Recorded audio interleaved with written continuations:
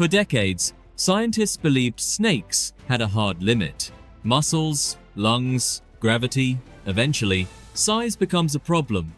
Then fossil fragments started appearing in a Colombian coal mine, and suddenly those limits looked more like suggestions.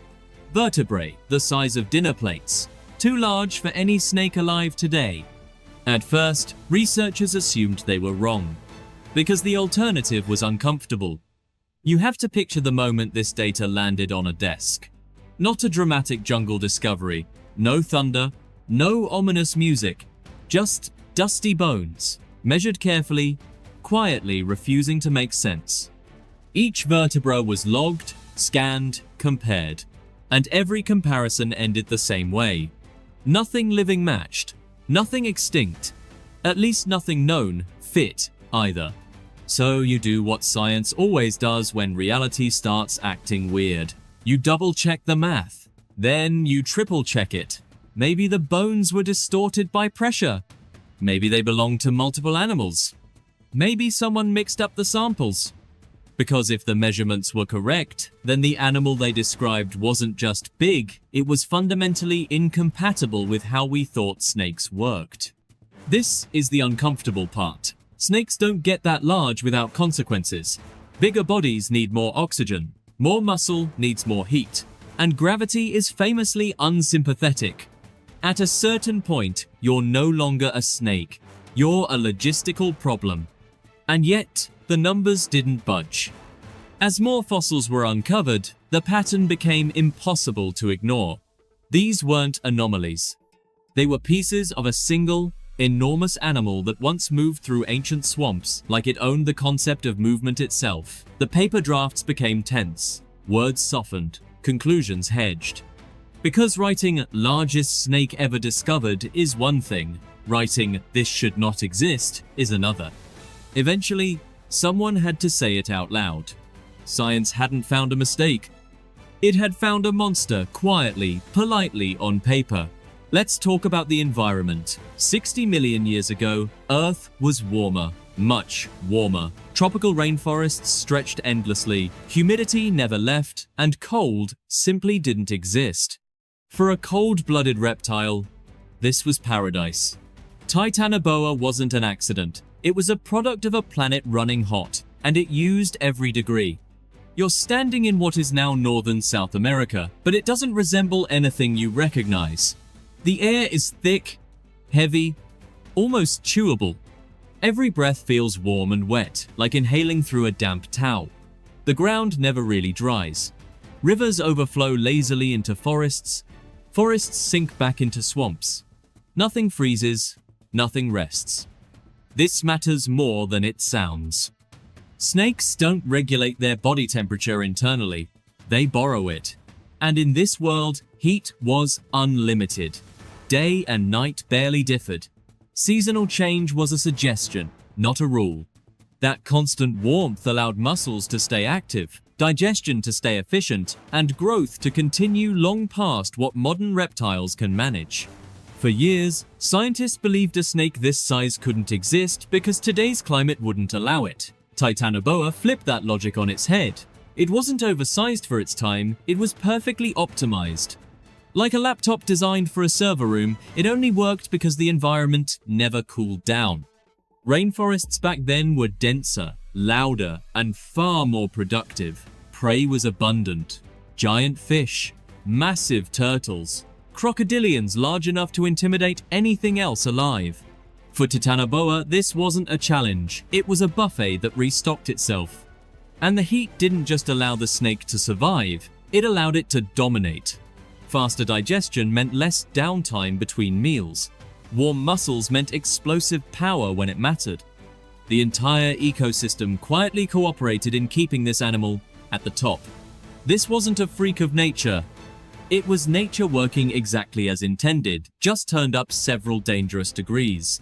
Here's the unsettling part. Fossil evidence suggests Titanoboa hunted giant prehistoric crocodiles, animals already designed to kill efficiently. To Titanoboa, they were just shaped inconveniently. The food chain didn't have a top, it had a ceiling, and Titanoboa lived above it. Picture the swamp from a crocodile's perspective. You are armored. Your bite is legendary. Your ancestors perfected this lifestyle millions of years ago. You are the thing other animals avoid looking at for too long. And yet, in these waters, even you are careful. Because something else moves beneath the surface. Something longer than your entire body, thicker than your torso, and patient in a way only apex predators can afford. Titanoboa didn't rush. It didn't need to. Crocodiles came to the water to hunt, to cool off, to exist. That was enough.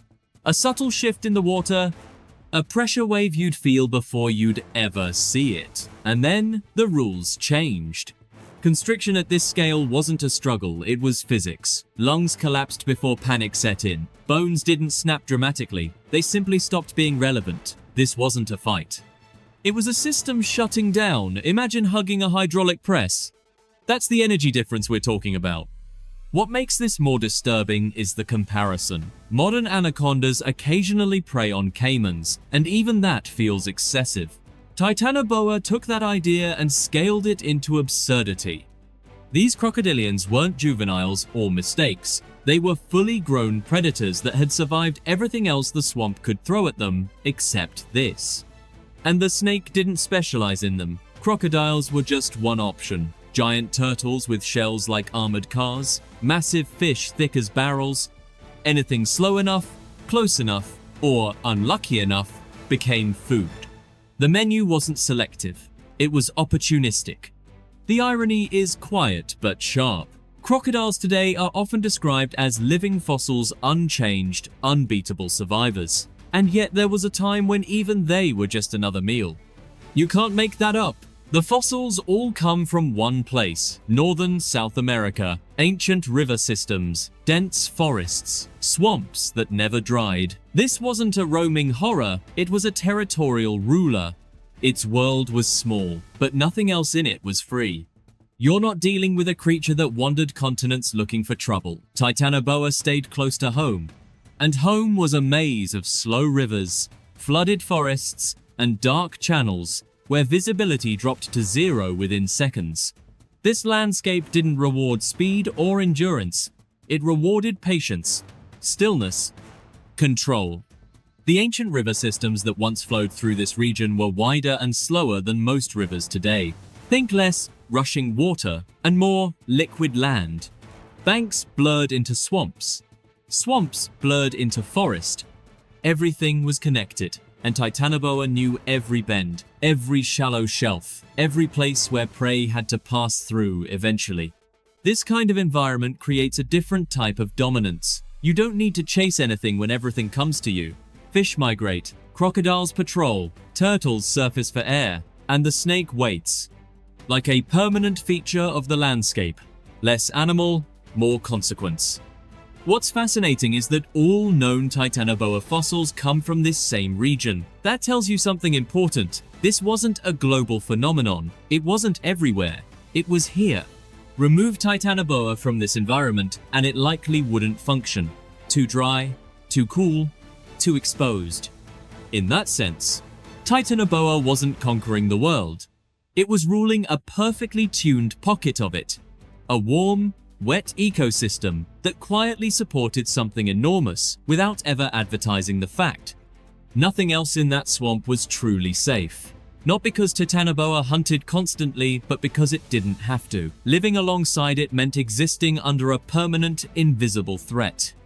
And in that world, that was normal. Here's the part that sounds comforting, but isn't. Titanoboa couldn't live now. The planet is too cool. Its metabolism would fail. Its muscles would slow. The age of giants required a hotter Earth, and that should make you think about where things are heading, not where they were. You have to remember how snakes work. They don't generate their own heat, they borrow it. Every movement, every digestion cycle, every burst of power depends on the environment doing most of the work. Titanoboa wasn't just big, it was thermally dependent. Without constant warmth, it wouldn't starve dramatically or collapse in some cinematic way. It would simply stop working. In today's climate, even the warmest tropical regions experience cooling nights, seasonal shifts, and temperature swings Titanoboa never had to deal with. Those drops matter. Muscles contract slower. Reaction times lag. Digestion becomes inefficient. For a predator that large, inefficiency isn't a mild inconvenience, it's fatal. This is why modern anacondas, impressive as they are, cap out where they do. They're already flirting with the upper limits of what today's climate allows. Titanoboa existed because those limits didn't exist yet. The planet had the thermostat turned up and forgot to install an off switch. Here's the unsettling twist. Scientists didn't just use Titanoboa to understand ancient snakes, they used it to understand ancient temperatures. Based on its size alone, researchers inferred that average tropical temperatures back then were significantly higher than previously believed. The snake became a biological thermometer, and it suggested a much hotter Earth. So, when you hear that Titanoboa couldn't survive today, don't just hear relief, hear context. Its extinction wasn't a failure of the animal, it was a response to a cooling world. And that leaves you with an uncomfortable thought. If the planet ever recreates those conditions, nature already knows what fits there.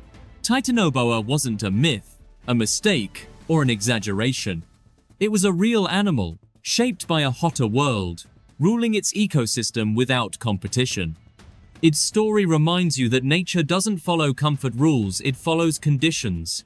Change the planet, and life doesn't adapt politely. It escalates. Bigger bodies, stronger predators, stranger solutions. And while Titanoboa is long gone, the rules that created it are still very much in place. So the next time you hear the jungle at night, remember, Earth has built far worse things before. Like, subscribe, and comment what creature you want to see next. Thank you guys for watching, and I see you at the next video.